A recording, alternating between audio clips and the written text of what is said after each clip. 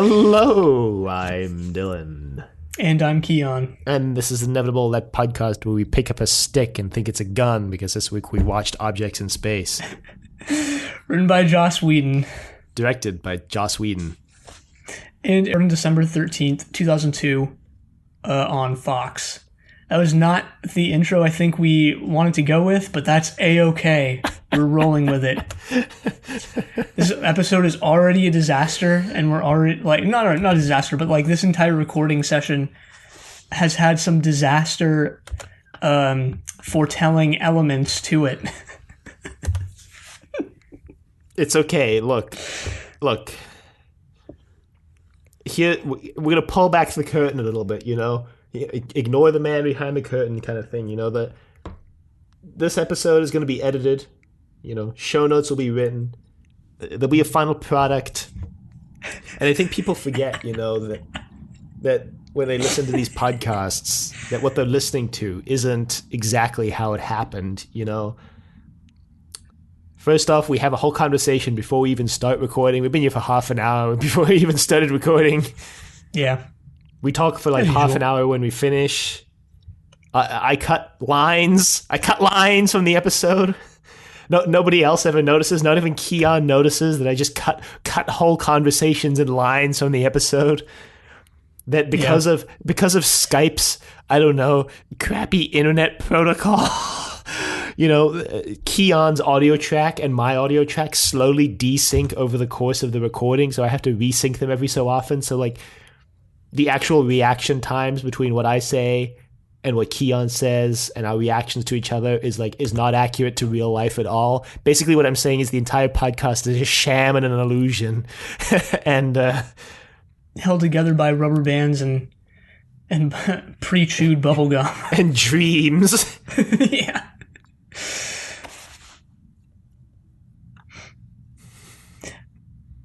I thought you were going to say, when you started this entire conversation, I thought you were going to say, like, you know, there's going to be a final product. This episode is going to go out, and it's going to be bad. Or no, like something along those never. lines. I don't know. Never. Yeah. Never. Well, here we are at the end of Firefly proper. Obviously, we are still, you know, we're still looking forward to Serenity, the movie, Right. which we're going to be watching next week. But this is the end of the show as such. They never made any more of the series. They never made another series. They never made any more episodes after this. Well, this wasn't the last episode filmed. I think we mentioned last week that last week's episode was the last one filmed, or 2 weeks ago. Sorry, excuse me. One of the two. It was 2 weeks ago. It was, was it? No. Yes, the final scene of the message was the final scene of Firefly filmed. Yeah. But obviously, when this came out, nobody knew that there was going to be Serenity. Nobody knew there was going to be any more Firefly. So people were just left with the biggest freaking troll from Joss Whedon of all time, ending the show on just like... We've made fun of Firefly for having the Blake 7 ending in previous episodes, but this takes the cake. You know, this takes the cake and eats it too. Yeah, just the super sitcom-y ending. Well, it's not necessarily sitcom-y. It just does that thing that Firefly is wont to do in a lot of scenes, where it just like it builds like sort of this tension, and then like at the last second it'll just crack a joke. Which, hey, you know, give it up to Firefly and Joss. Like, at least they had, at least both of them, you know, Firefly and then I guess Joss Whedon overall, like, at least they have a style. Whether you like it or not is up to you. Again, the question we started the podcast with, is Joss Whedon an auteur? Yes, he is. Yeah, I would say he is. So yeah, apparently, as you were saying before we started recording, Joss Whedon has named Objects in Space as the single thing that is sort of, you know, he finds to be best representative of his entire oeuvre. To use that word. Great, thanks for working that that word into this episode. Yeah, no problem. Oeuvre. Yeah, so Joss Whedon considers this some of his best work, which, Yeah, I do too. I mean, I like this as a finale to Firefly. If it just ended here, which it basically did, besides for the movie, I'd be satisfied with it, I guess. Apparently, they filmed one of the scenes in this. They had to film a different version of the scene, but on the home release, it's the original. There's a scene where it's the scene Inara and Mal are talking about how Inara is going to leave, and the alternate version is just Inara threatening to leave because Heart of Gold never got aired. Yes. So I watched both of the versions because they included it on the Blu-ray alongside just the deleted scenes in general. Disc 3 of the Blu-ray has like deleted scenes from the entire show, and that was one of them. So it wasn't so much a deleted scene as it was just an alternate version of the scene. And some of the other there's some other dialogue differences in that scene as well, which we'll get to. Right. I don't know. We can maybe... I was going to save the deleted scenes for the end, but maybe we should do that one as we go. I don't know. It's up to you. You're the only one who's watched the deleted scenes because, again, I watch these on... I have been watching these on Hulu. Why I said that way. I don't know why I said that way. Is Serenity on there? Is Serenity on Hulu? The movie? Yeah. Let's find out. Google. I'm just wondering, live, how it's are not. It's not. It's on Peacock, though, for free. So that's where I'm going to watch it. Hell yeah. Yeah, it's interesting. I mean, we'll obviously get to this, but just to kind of foreshadow it a little bit, there's basically an entire... I wouldn't call it like a storyline or a plot line or anything like that, but there's an entire sequence of like things that the characters discuss and dwell on that was cut out of Serenity, the first episode. Nice. Like a lot of Mal's backstory was just cut from the show. Well, we got enough of it to be interested in it, I think. I know exactly. As I was watching this, I was like, I can see why this was cut. This is like a lot right off the bat, and it's heavy stuff. Plot dump. Yeah. We'll get there, though. First, we have objects in space. Yeah, we might as well just dive right into this. We might as well dive right in. Also, they cut out some incest. Just want to foreshadow that as well. Wait.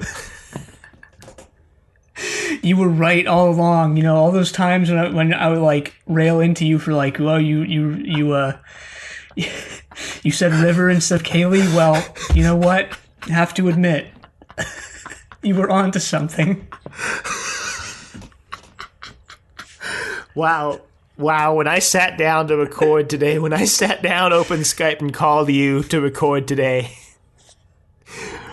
there's a list of, 50 things I expected to come of this episode, and that was nowhere among them.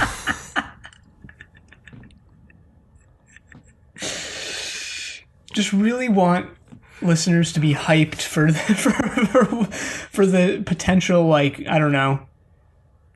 You just really want listeners to know that I was right all along. Sure, let's go with that. And that I wasn't just making Freudian slip of the tongues every time. Actually, I was keying into something deeper. Yeah, maybe. Well, the episode begins from River's point of view, actually. Very interesting, because so much of the show before this has been kind of, we've talked about the cinematographer, the director of photography using a lot of like handheld camera angles and zooms and to make it feel like it's handheld. But this is the first episode, and I guess only episode so far that actually feels like it's not showing us the like objective outside view of events. It actually feels like we're seeing like a character's point of view. Right, so what she's doing, she's kind of walking through the ship, and the other characters are having discussions with one another. and she's feeling some pretty heavy guilt surrounding these discussions. So she, for example, she comes across Simon and Kaylee, and Simon is discussing his past, when he used to work as a doctor at a respectable hospital, etc. And all of a sudden, sort of, you get the inside River's mind version of this, where he turns to her and goes like, "It's all your fault that I'm not doing that anymore."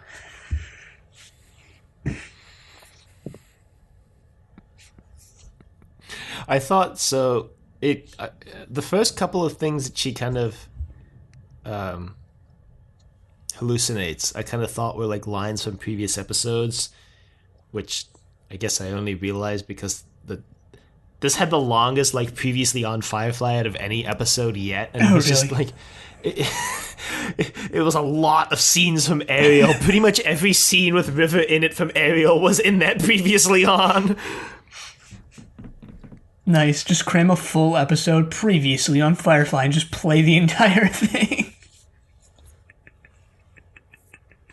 It's like when TV shows, Rick and Morty is the first one I can think of that did this, but other shows have done it too, and probably better. They do a clip show, but they do a clip show of clips that you've never seen as the audience member.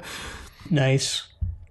But so I thought that River was like having flashbacks to things that people have already said, or like looking into their past and seeing something they've already said. So when she got to Shepherd Book, in this interpretation of events, this just really, to me, backed up my theory that Shepherd Book is just a bamf, because Shepherd Book's line that she looks into his mind and gets is, "I don't give half a hump if you're innocent or not."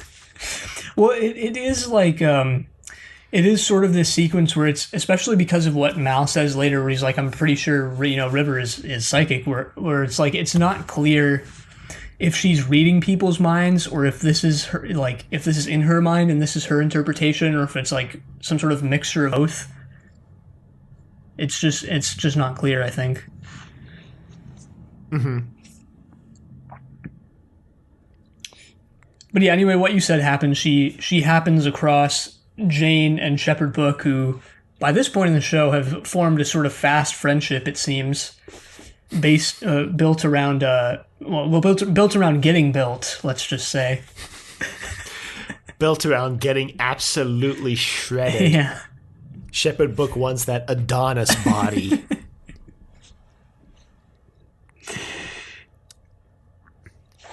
Jane is asking some questions about Shepherd Book's sex life, and he's like, they don't cut it off, do they? And he goes, "No, I'm," and then he says, like, he doesn't just leave his answer at no or yes. He just goes, "No, I'm more or less intact." And I went, what?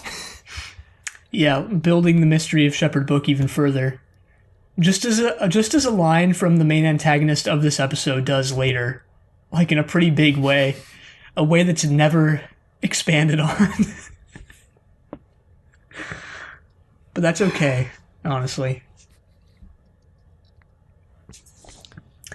So she goes into the cargo bay and she picks up what she calls an object, and it looks like a stick. Yeah, well, she hears Mal and Inara talking first, and they're kind of discussing Inara's eventual leaving of Serenity. And then what you said happens. Just wanted to point that out. Yeah. So she picks up this like gun-shaped piece of a branch, it looks like.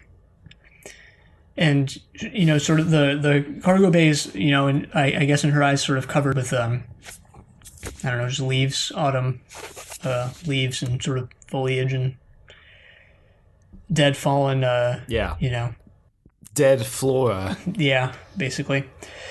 And she picks up this twig, and it's gun-shaped, and she says something along the lines of like, the meaning of the object is divorced from the object itself, or something something to that effect.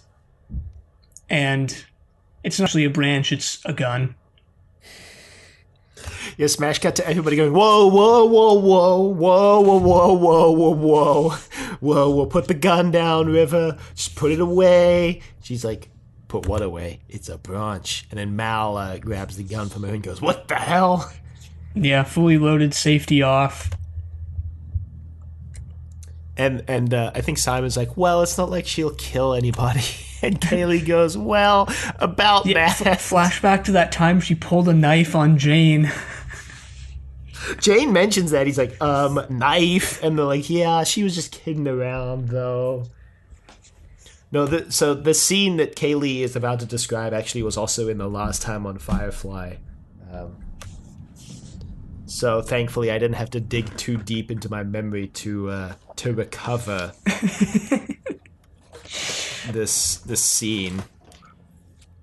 Right, it's this. Kaylee gathers everyone together to tell them about what she saw on Ariel when they were kind of holding the line, and River contributed more so than really anyone else, except maybe Shepherd Book. This is the moment where we discussed in detail, I would say, where Kaylee's having a tough time pulling the trigger, and then River shows up and just kills 3 people. Yeah, she just freaking 360 no scopes all of them. Yeah, maybe if Mal knew what a crack shot she was, he wouldn't have been so eager to take that gun out of her hand. You know, maybe he would have been like, "All right, you come with us on our next mission." Yeah, you're part of the team now. Yeah. No. No. Well, so nobody really believes Kaylee when she's saying this. And she's like, it's true, she was a better shot than even you, Mal. And he's like, okay. Would have believed you if you hadn't said that part. Does. No, I'm just kidding. Well, everybody does end up believing her. You know. They do end up buying this, largely because Jane is like continuing to reiterate that she took a knife to his chest at some point. Mm-hmm. Mal also sort of puts forward the idea in this scene that she has psychic abilities, which is more or less, it's been everything but completely confirmed by the series so far, I think. It's like pretty clear that she has something at least related to that. Right. Obviously stemming from her amygdala having been removed, and her being able to experience other people's emotions in a more direct way or something like that. He uses a specific word, but apparently I didn't write it down. I thought I did. He calls her like a seer or something, and everyone's like, and everybody instantly knows that means psychic. He doesn't call her psychic. He doesn't say psychic. They have an in-universe term. So apparently it's not necessarily like very uncommon for people to have psychic abilities, I guess. It's noticeable enough that they have a name for it. Yeah, I'm scrolling through the transcript right now to find that word that you're talking about, but I don't remember what it was. So yeah, I'm on the scene. I can't find the exact line. They do say like, Well, oh, here we go. Found it. I found it on the wiki.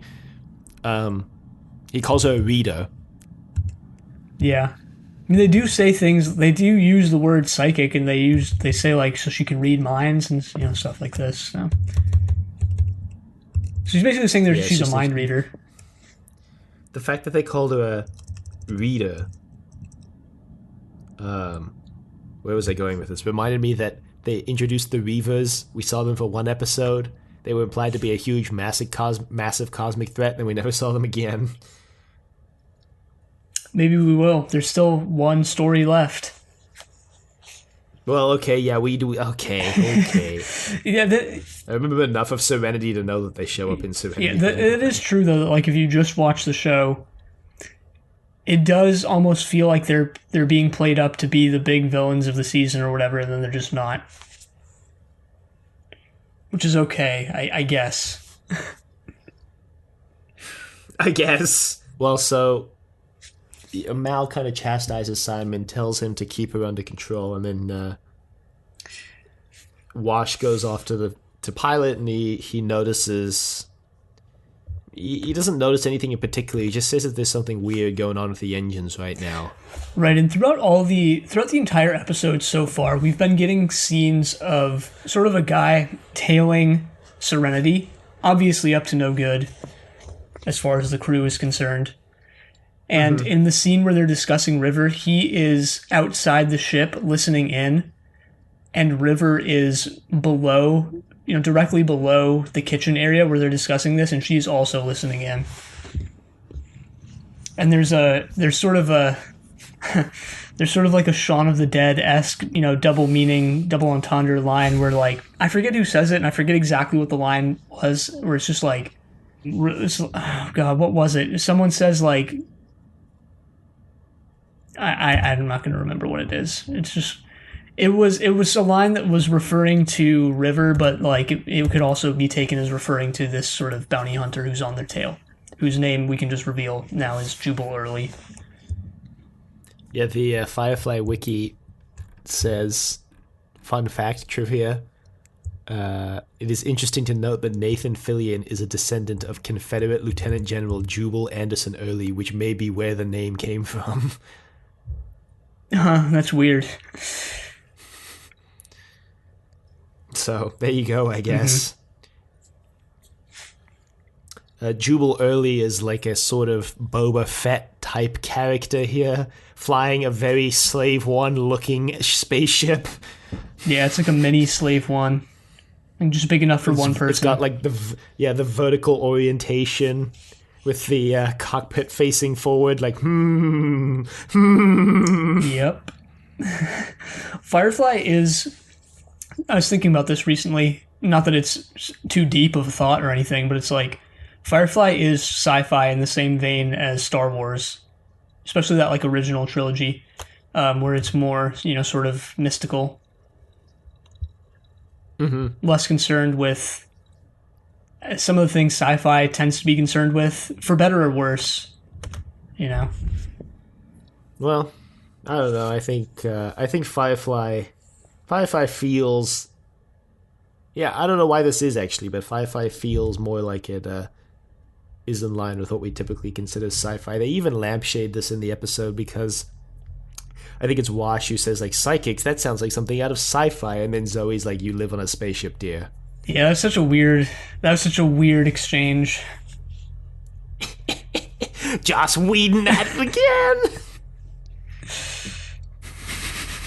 You think that, like, in the Firefly universe, sci-fi would refer to something other than, like, space travel and spaceships and such, things like this, because they have those in reality. Obviously we do have spaceships in reality, but, like, you know what I mean. It's like it's a commonplace thing in reality. Yes, yeah. Although then again, not to a lot of people seemingly in the Firefly universe. A lot of people are just locked on their own planet. Yeah, they're tidally locked. Not tidally locked. I just wanted to make a dumb joke. They're locked on their planet. Yeah, locked in a single town even. So not too different from like Earth 2021, I guess. Well, Jubal Early then he explains at some point how he went undetected. I don't remember if he explained it awkwardly to himself or if he explained it to, like, Mal when he landed on the ship. He doesn't explain anything to Mal. He just, like, he infiltrates the ship, and then, like, he turns a corner and Mal turns a corner at the same time, kind of thing, and they just look at each other for a second and they start fighting. And Jubal makes quick work of Mal. Turns out Mal is totally useless.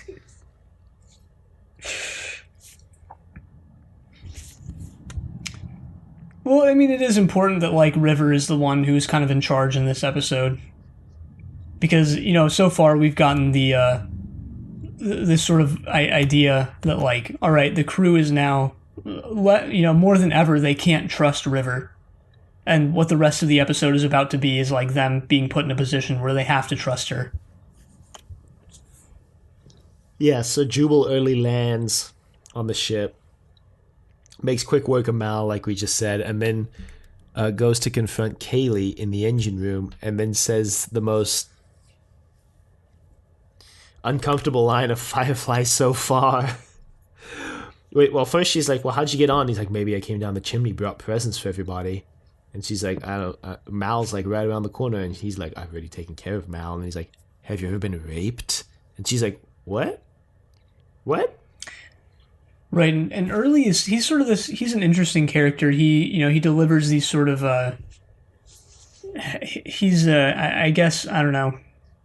He's all business in a way, but like in a way where he's a talkative guy. That much has been said, as he says later in the episode. He's sort of a talkative, friendly, character who just sees what he's doing as his job, or so you think, for most of the episode, including threatening to rape Kaylee. I guess is part of the job. Yeah, well, he does say that after he ties her up, he says like, "Yeah, if I got to come back here and make an example out of you, I will take no pleasure in doing so." Whether or not you believe him when he says that or not is another matter, I suppose. Yeah, it's interesting how the episode kind of questions his attitude at the end, because it's like while you're watching this, you, in a way, just because he's so talkative and he's a little charismatic, it's like you kind of get behind him, where he's having these discussions, he's talking like one-on-one with the characters. It's not like he just comes in, guns blazing, kills all of them, takes what he needs and leaves, right? He's sort of he according to him doesn't want to hurt anyone type thing. So you kind of get behind like this sort of mindset and his approach, but then sort of River comes in at the end and questions whether it's really such a good thing. Yeah, we got that deep cutting Jean-Paul Sartre in there, that deep cutting philosophical arguments in my Firefly. How dare they? How dare they? Didn't think that's where you were going with it, but sure. Well, Early he says sort of a catchphrase where, what is it? He's like, I'm coming early. Bright and early, no. It's like, how is that fair, or something like that, or I'm like. I wish something like that. I didn't really pick up on it as like a catchphrase. Oh, does that seem right to you? Pretty often.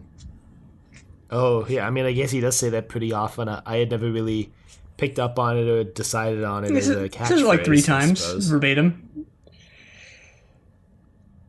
Okay, 3 times. Nice. Wow. Just an overwhelming amount of times. Well, here are the times. He. Oh no, it's only 2. It's only. Oh, okay. It's only twice actually, but still. Oh, okay. That doesn't help your argument at all. I'm not arguing. I'm stating it without giving anyone a chance to say otherwise. So it's not really an argument. He goes. With the exception of one deadly and unpredictable midget, this girl is the smallest cargo I've ever had to transport, yet by far the most troublesome. Does that seem right to you? And then later on in the episode, or maybe it's earlier. No, yes, it's earlier. I did these out of order. Early says, man is stronger by far than woman, yet only woman can create a child. Does that seem right to you? Which it actually doesn't seem right, because it's not like human beings are asexual. Like, the man is involved in that process as well. Did Early just never learn about the birds and the bees? Maybe sex ed is really bad in the Firefly universe. Maybe Early's got his whole life thinking that. I mean, wait a minute. I mean, he threatens to rape Kaylee, so I mean, he's at least aware of the concept. Right. Does he just not realize that's how you make kids? I don't know.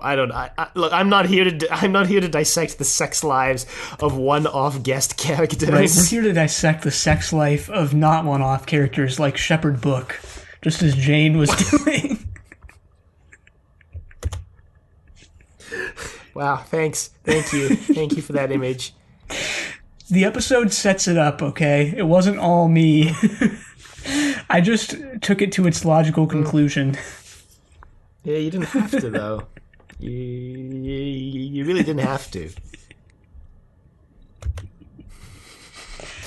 So, speaking of Shepherd Book, Early comes into contact with Shepherd Book, And Shepherd Book totally wrecks his ass. No, I'm kidding. Actually, Shepherd Book just gets completely taken out. Yeah, this is honestly like, it was sad, but also kind of funny.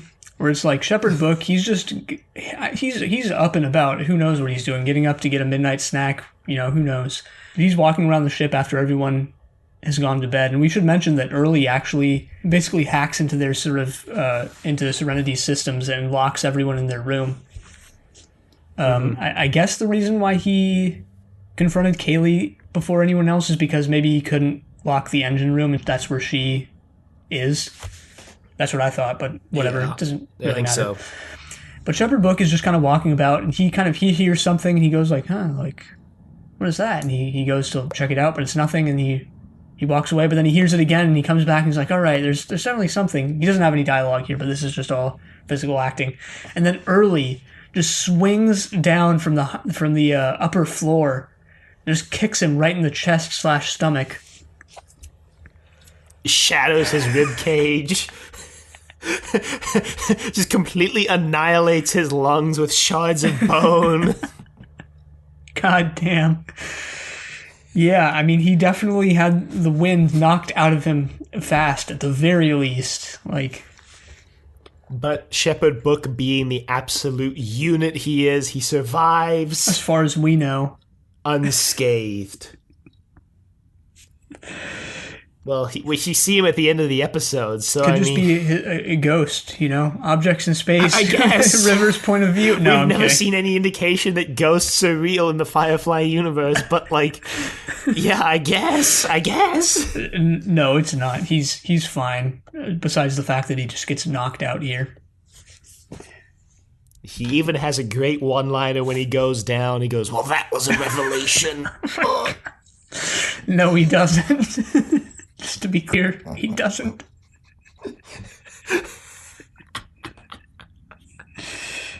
But you wish he did.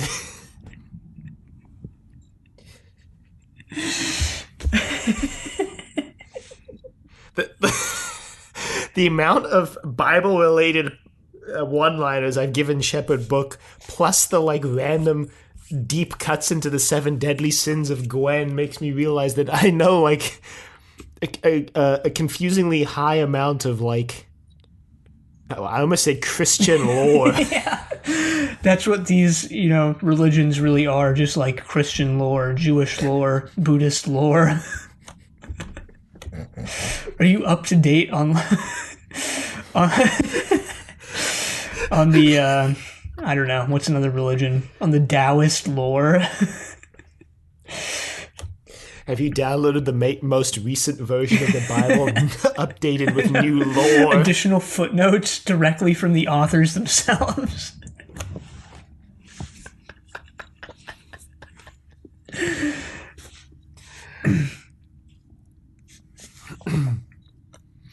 A book I'm currently reading called Shades of Grey, not 50 Shades of Grey.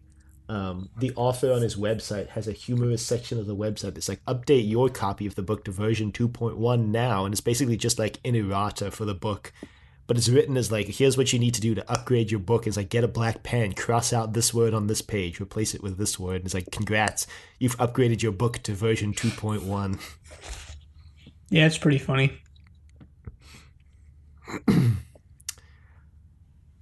Well, anyway, yeah, Shepherd Book's down for the count. And Early now finds Simon alone in his room. River is nowhere to be found. And he interrogates Simon. He's like, where's River? Where is she? Where's River? And he goes, I don't know. 2 things stood out to me about Simon in this scene. One, maybe Shepherd Book should be working out with him because he seems more ripped than Jane. I don't know if you noticed that, but he he has his shirt off in the scene, and yeah, he's kind of swole. He's not huge, but it's Damn, he has some definition. What if the show just ended with Simon pumping iron? I don't even know why that's funny. It was such a non-statement I made. It would have been such a non sequitur, though.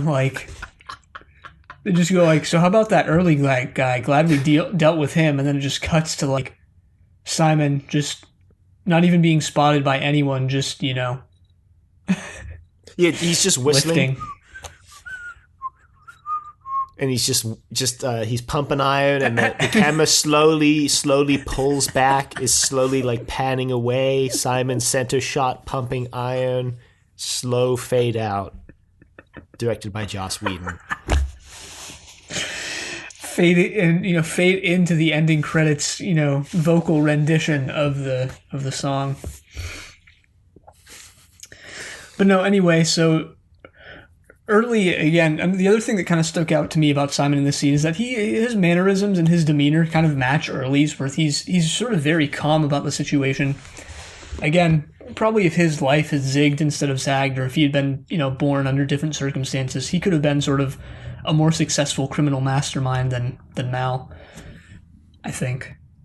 Simon is really the one with the most untapped potential here. The most untapped criminal potential. Yeah, it is actually, it does suck to be Mal in the sense that, like, I think a week or two ago we were discussing, like, Firefly is interesting in that, like, the captain of the ship can't fly the ship. So it's like Mal is really just kind of the glue that's holding them all together. And he's the one who makes the team work. But other than that, like, that's his contribution, So it's pretty interesting that, like, Simon perhaps can do his job better than he can. And yet he also has all these other, like, things that he can do, like he's a doctor and probably a couple other ones as well. Maybe not, maybe it's just a doctoring thing. But it's like, yeah, sucks to be Mal. Yeah, it must suck to be Mal and realize that everybody else is better at your job than you. Yeah. Like, I'm trying to even think if any of the plans in any of the episodes were actually concocted by Mal. And I'm not coming up with any off the top of my head. Yeah, I mean, Zoe seems to come up with, like, a better plan of action than Mal in more stories. Although I guess that was Wash's plan, but still. Classic Mal. Just freeloading off of the success of his crew. You do get the sense, not that there's ever been, like, not that Firefly ever has, or ever will because it's over, depict a situation where this is put to the test, but you do get the impression that the crew would fall apart without Mal. He's the glue that binds us. He moves through all of us. He binds us. One of the scenes that was deleted from Serenity is something to that effect, actually. Where Zoe kind of says, like, he's the one who's keeping us all together. And they go into his past in the war where he kept more people than he was ever responsible for alive and together. Which is cut out of the final show. For better or worse. Yeah, so it's non-canon. Yeah, true.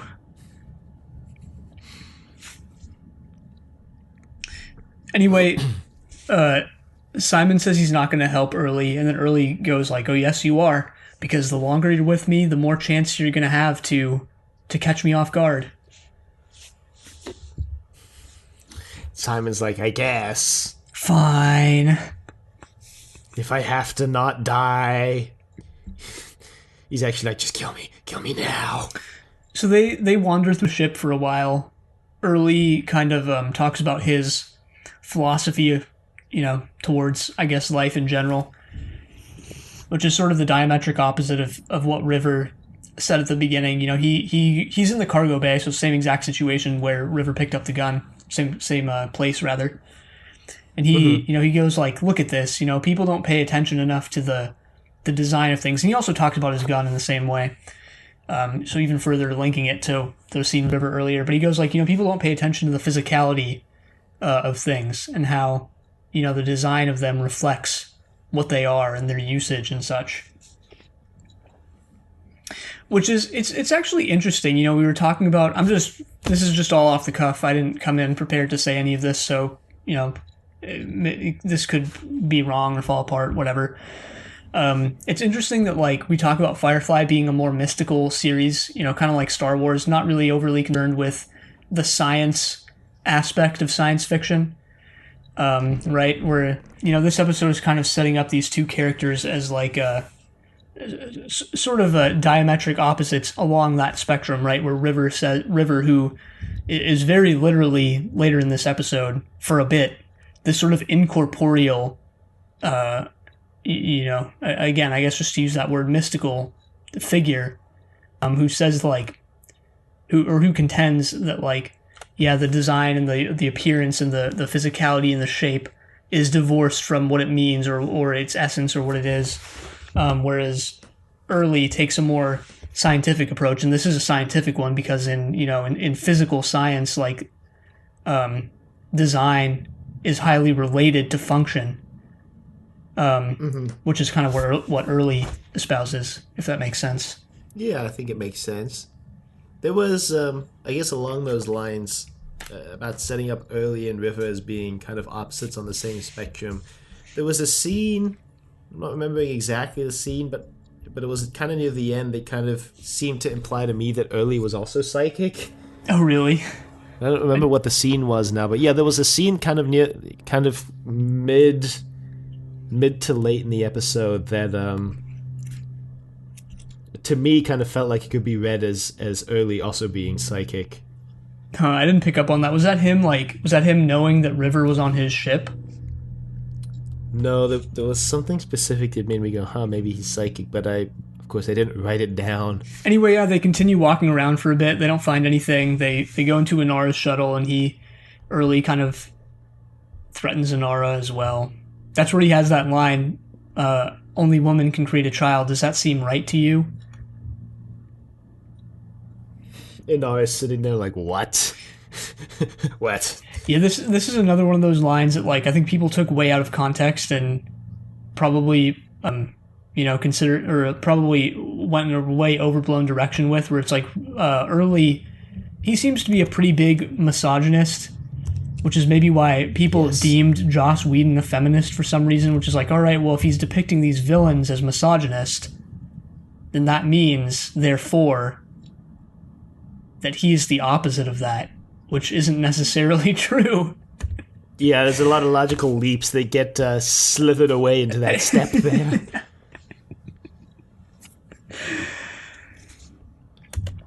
A lot of secret steps that get taken in there. Mm-hmm.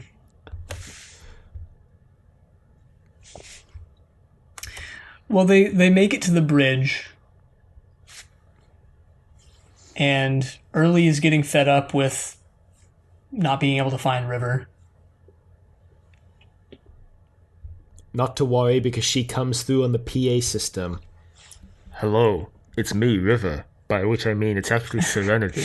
Jubal Early, please report to the principal's office. The train station. Looking for a passenger, Jubal Early, for the 2:30 train to London. You left your baggage here at the baggage claim? Jubal Early, please. Jubal Early baggage claim. Baggage claims for a train station. Fancy.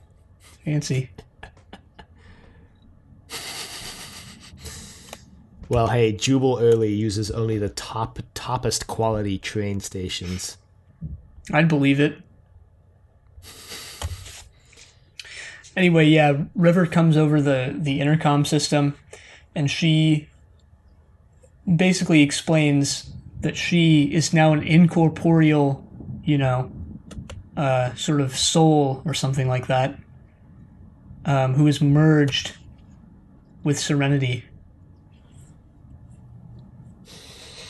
Simon's like, I didn't even know she was psychic, because Jubal's like, how does she do this? Like, she can't actually be doing this, right? And Simon said, I didn't even know she was psychic. I don't know the extent of her abilities, man. Yeah, Simon is just like enjoying this. So, as River is sort of taunting Early and sort of teasing out his past, she's giving orders to the rest of the crew to stop him, because Mal has awoken at this point. The rest of all of them, I think, have awoken, except Jane, who is not part of this whatsoever. I know at some point Jane hears some commotion, looks angrily at the door, and I'm like, okay, here we go. And he pulls. So earlier in the episode, there's like a Chekhov's gun moment, which ends up being like a Chekhov's, flat potato or something. Because they like, Mal references to Jane, like, you've got tons of guns in your room. Like, watch out. River could get those and punch a hole in the hull and would be dead. And he's like, none of them can punch through the hull. Right. The reason, just to interject, the reason he's saying this is because the gun River had at the beginning of the episode was Jane's. Yeah. Mm-hmm. Right.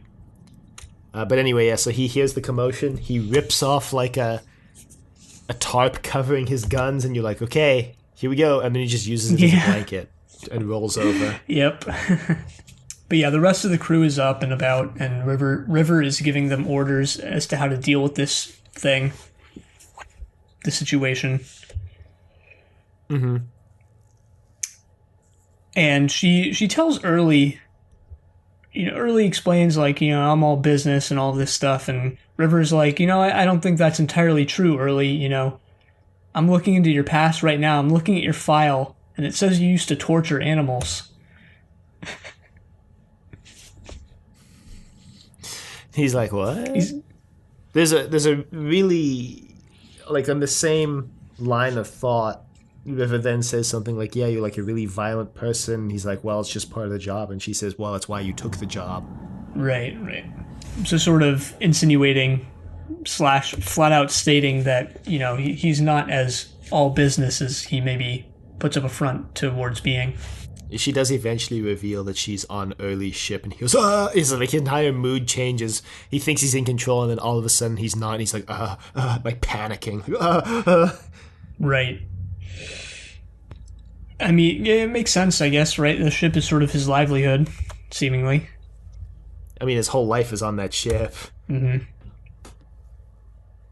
Yeah, he even said, he has a line earlier, like, River's bounty would be enough to retire with, not that he's going to retire when he gets it.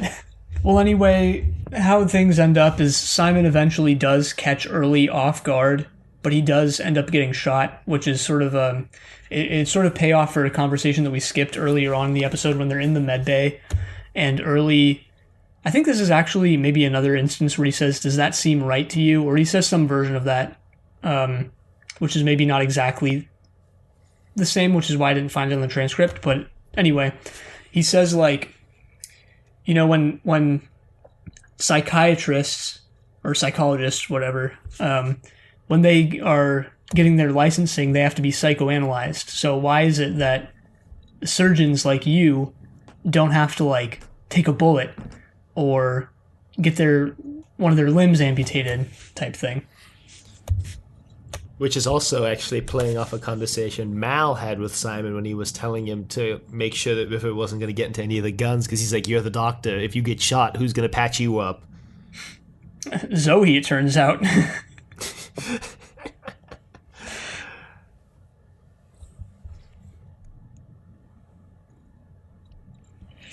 So Early's trying to get to his ship because River is telling him that she'll go peacefully. She just wants to be, she just wants to do something and not fade away. Yeah, and she says that she doesn't really have a place on Serenity. So, the conversations that she's been overhearing and sort of the things that she's been seeing in people's minds and such are indicating that she really shouldn't be here. And so she doesn't want to be a burden on anyone anymore, and she wants to just go. Mm-hmm. So Early's like, sweet, all right. And so he gets his, helmet and spacesuit back on, which I guess he was wearing the spacesuit. Whatever, it doesn't matter. He's going back to his ship. Well, not before shooting Simon in the leg. Right, he shoots Simon in the leg. We went through all this setup and then completely skipped what we were setting up. Which is that Early shoots Simon in the leg because Simon's not actually keyed into the plan, so he tries to attack Early to stop him from leaving with River, and Early's like, yeah, no. Yep. I mean, it does show the extent to which Simon is willing to go. He literally just charges a guy with a gun straight up. Anyway, Early's going back to his ship, and then he just gets, kicked into deep space, objects in space, roll credits. Looks like he ended up being an object in space. Sorry, that's Not before we see... Not before we see Simon patch up his own leg with the help of Zoe, and then Jane pump an iron with Shepherd Book, and River, who has now been accepted as part of the crew, playing Jax with Kaylee.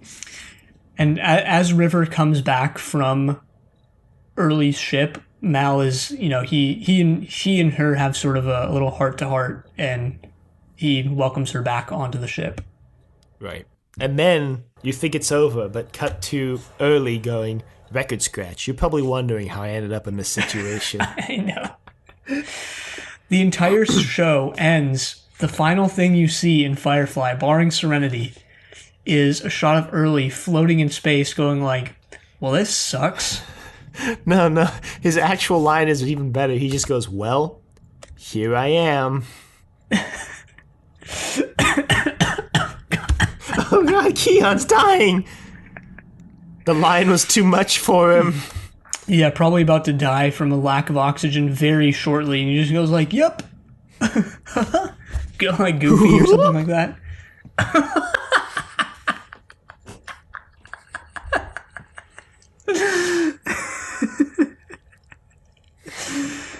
Oh God.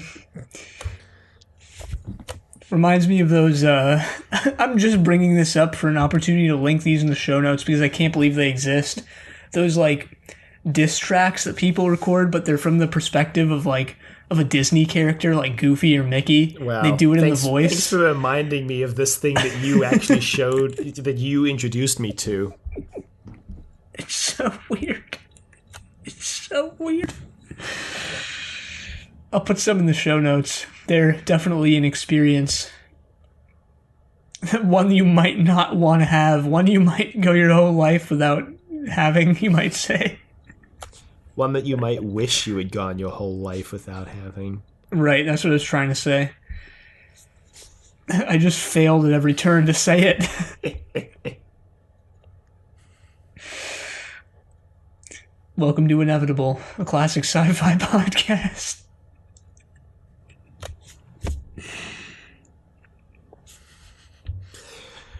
Truly in line with everything Decorative Vegetable has ever put out.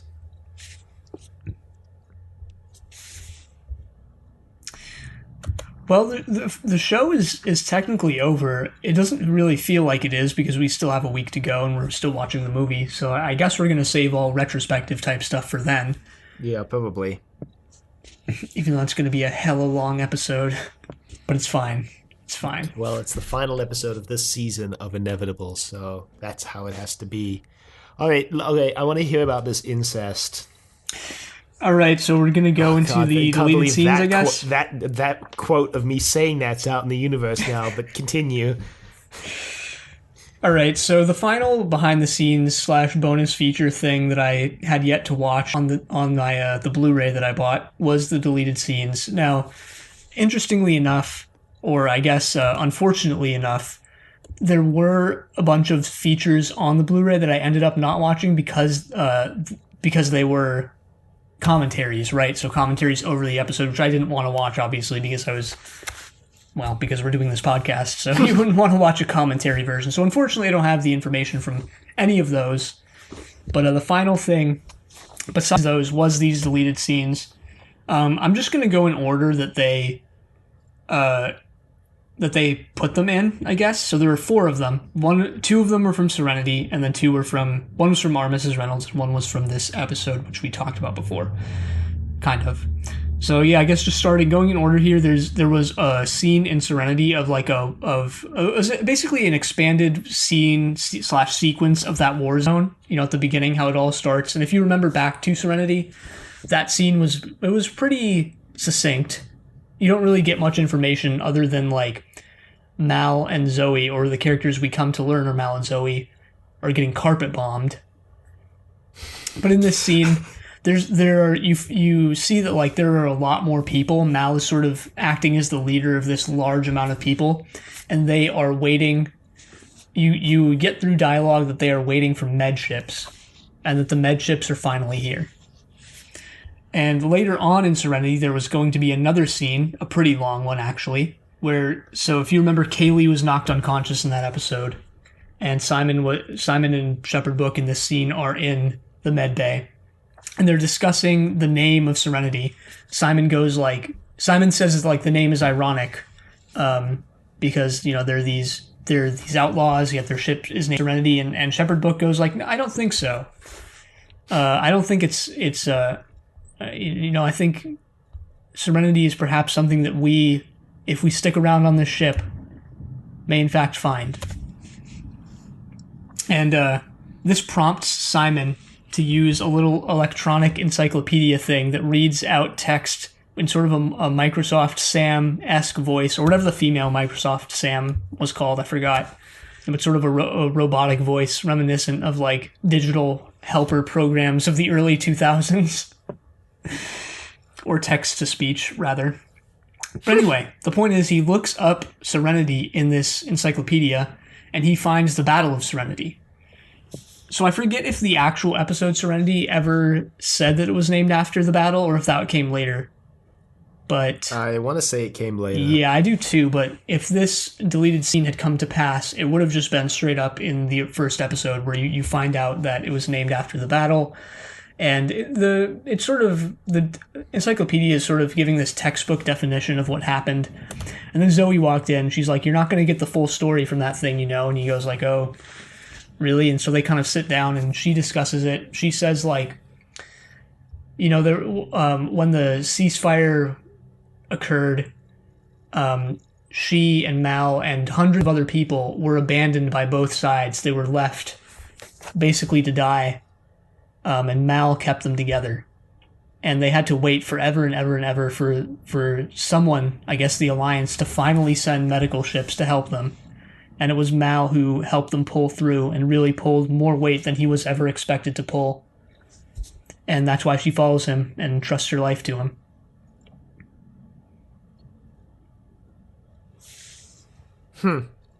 And she says something pretty heavy-handed, basically doling out what sort of the later episodes deal with thematically. She goes, once you're... So I guess Simon asks, to set this up, Simon asks, like, if the Battle of Serenity was like this living hell for you guys, why did Mal name the ship Serenity? And she goes, because once you've been in Serenity, you never really leave.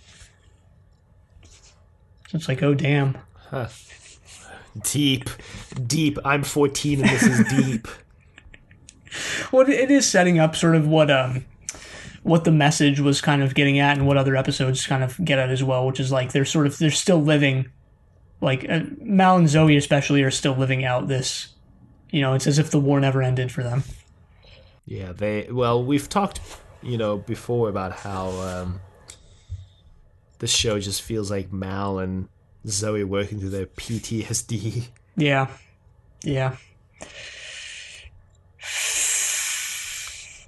And I guess that just kind of underscores that, or puts a point on it.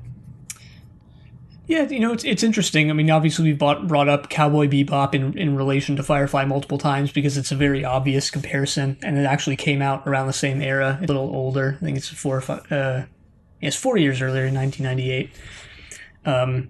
Where it's like in Firefly, seemingly the answer to this sort of past that they can't let go of is like this found family thing, right? It's like this crew that Mal assembles and keeps together. Whereas in a show like Cowboy Bebop, there is no way out, right? It's like the characters in that show, they just try and ignore their past, and eventually, like, the way it ends is like they can't anymore. They just have to confront it. And the results are as disastrous as you might think. Not to spoil anything. It's ruined now. Completely ruined. Well, yeah, by the Netflix version, yes, I agree. Have you watched it? I watched a couple clips. They were pretty damn bad. Outside of context. They were pretty damn bad. One of them was basically... true. Outside of context, so you can't say this with certainty, but one of them is like... I'm 99.9% sure is just flat out racist. Is just straight up racist. Nice. True, it was divorced of context, but still. I'm pretty sure. Nice. Anyway, that's not the extent of the deleted scene. So now we go to our Mrs. Reynolds, where they decided to throw some incest into Firefly. Oh no. Oh boy. It's a very calm and relaxing scene to begin with. It shows Shepherd Book making a bed. And Okay. All right, so far so good. I can't even see this without laughing. River walks in, messes up the bedspread, and leaves. Okay, yeah. The Shepherd Book walks out, and Simon's there in the hallways, and he goes, "Your sister seemingly doesn't want me making this bed for Saffron." Okay. And they get to discussing why this is, and apparently River is like upset that Mal is now, getting married and or is married officially, and Zoe and Wash are married officially as well. And she goes like, "Why aren't we married, Simon?" And Simon is just flabbergasted by this. And yeah, and then she goes, God, this is awkward. And she basically There's more? Well, yeah, there's a little more. She goes like, "Yeah, so we should get married." And Simon's like, "No, no, I don't, no." And then Mal and Saffron show up, and River is I don't remember if this was indicated in the final episode, but River is like on to Saffron. She knows that it's a ruse. I feel like maybe she had one of those psychic visions where she knew she knew she was a fraud, but everybody else didn't know that she was psychic at that point, so they were just kind of like, what? When she said something? Yeah, well, anyway, when Saffron shows up, River says, like, she's a thief, and doesn't expand on it anymore, and then Saffron, she doesn't spill the beans, but she does, like, she kind of does. She, like, stole a little pack of food. She has it hidden, like, under her clothes, and she goes, like, she's right. She, I shouldn't have done this. I didn't know when I would get a chance to eat again, so I took this from the kitchen. And Mal has this little...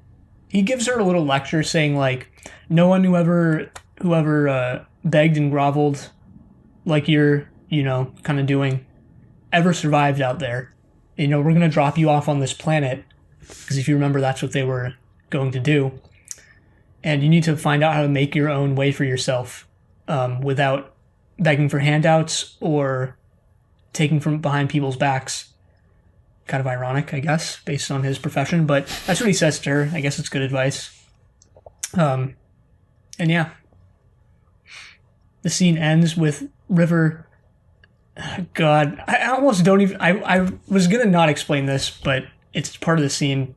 Whatever. You're too deep in it now. You can't... Yeah, you're too deep in it. After Mal and Saffron and Shepherd Book walk off, River stuffs like the pillow under her clothes, and she goes like, "Well, now we have to get married, Simon. I'm pregnant."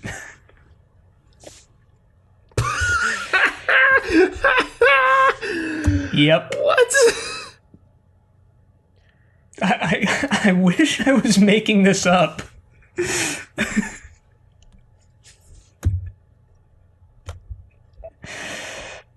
Wow, I'm flabbergasted. I'm the return of the stunned silence.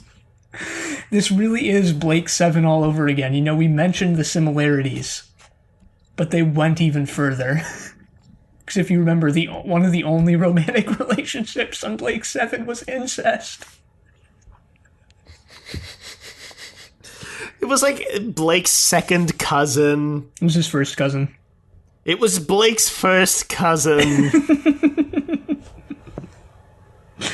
And if you remember, as I do, clearly as if it happened yesterday, they tried to obfuscate it by, instead of calling her his cousin, he goes, "My father's brother's daughter." Yeah, because they probably thought no one would sit there long enough to process what that meant. The only other romantic relationship on the show was Avon and what's her name, Sarah, or whatever her name was. Yeah. That was the only other one. At least Firefly has more romantic relationships that are not incest. The proportion of incest to not incest is lower, is higher, yeah. Higher. It's interesting too that like Blake said, not to get all moral and take a moral stance on this, but it's like Blake 7 does nothing to say that that like that relationship is not like acceptable or something like that. It just fully is acceptable actually within the context of the episode. But whatever. We don't have to dwell on this anymore. There is a final deleted scene / changed scene, as we were talking about before. Within Objects in Space, there's some dialogue differences in the conversation between Inara and Mal at the very beginning of the episode. Just to make it more clear that Inara is leaving, because Heart of Gold wouldn't have aired when this was first airing on Fox. Right, yeah. And yeah, those are the deleted scenes. Huh. Well, I can understand why some of those were cut. Yeah, I can understand why actually all of them were cut. One, because it contained blatant references to incest, and the two others because they very front-loaded Mal's backstory, I think.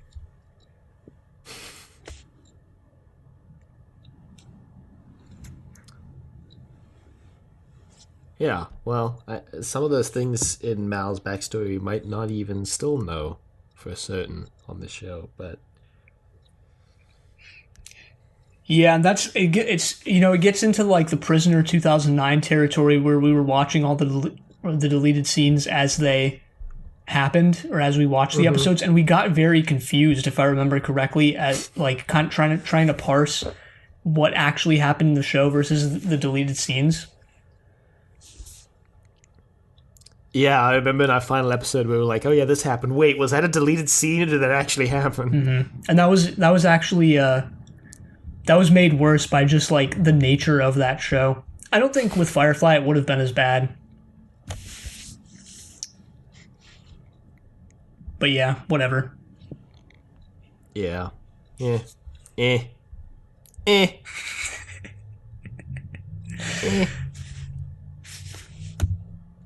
My reaction to Firefly as a whole, after all of this, after all this discussion,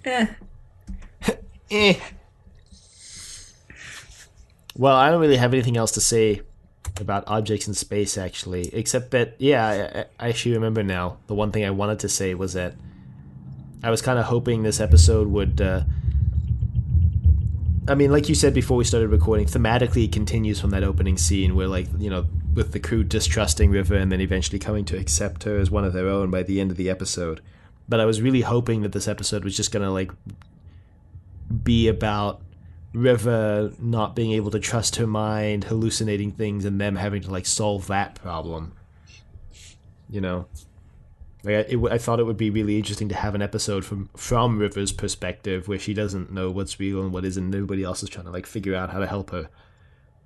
To give us kind of insight into what she's been experiencing the whole season. But what we got is still, I think, pretty good, so I'm not too upset about it. Yeah, that could have been cool, I guess.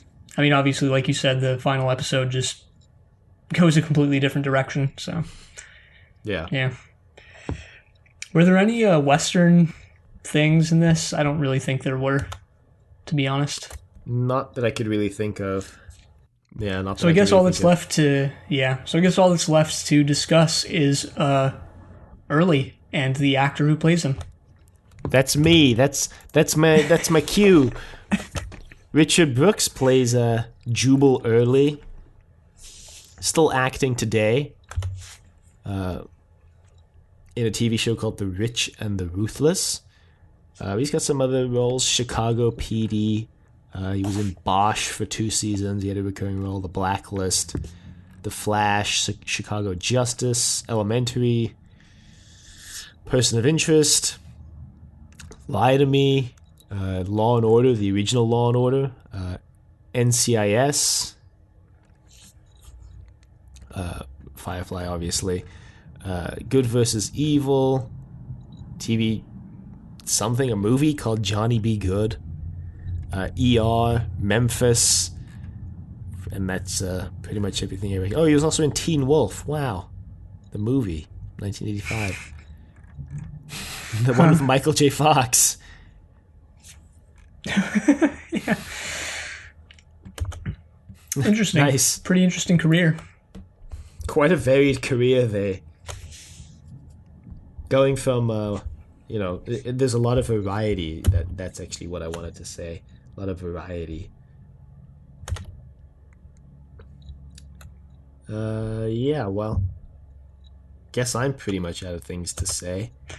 Well, we do have one email to respond to, I guess, before we wrap up here from Steven about the message. Hey guys, since the last Firefly episode you talked about was the message, I figured that I, for once, would actually send you a message.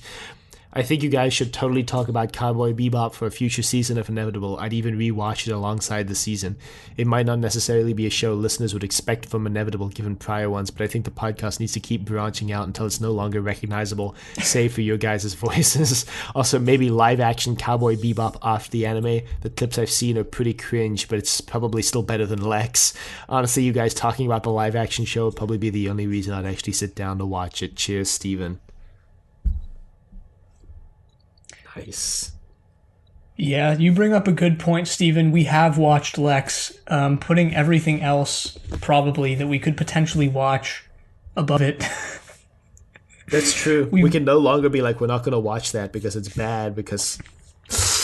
We've already plumbed the depths, and, we've seen things that no human being should ever have to see.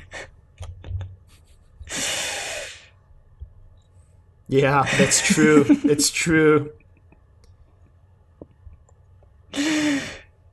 We've we've experienced what wasn't meant for human eyes. No, yeah. So what we're saying is that nothing else is really bad in comparison. I don't know. I don't know if I would go that far. I don't know if I'd go that far. Thanks for weighing in, though, Stephen, on whether you think we should be branching out beyond what has traditionally been in our wheelhouse, sort of older British series, or not. It helps to get some other opinions on whether we should be doing that or not. We branched out a long time ago, I know, but just with branch Lexx, out further. I think. Well, the prison. Once we hit the prison in 2009, that's when we started really going off the rails. I know. The prison in 1967 was also already pretty much a branching out because it was like barely sci-fi. Yeah, well, we discussed on that episode. At least compared to like Space Cops. Yes, Star Cops, yeah. Or whatever. Yeah, it is. It was like sci-fi adjacent. It had those sci-fi concepts, but many of them aren't even sci-fi anymore, like automatic doors. But it was, sort of adjacent to that. Or like computers, like that was one of the big, like, oh, it's sci-fi because they have a computer. Like, shocking! Wow.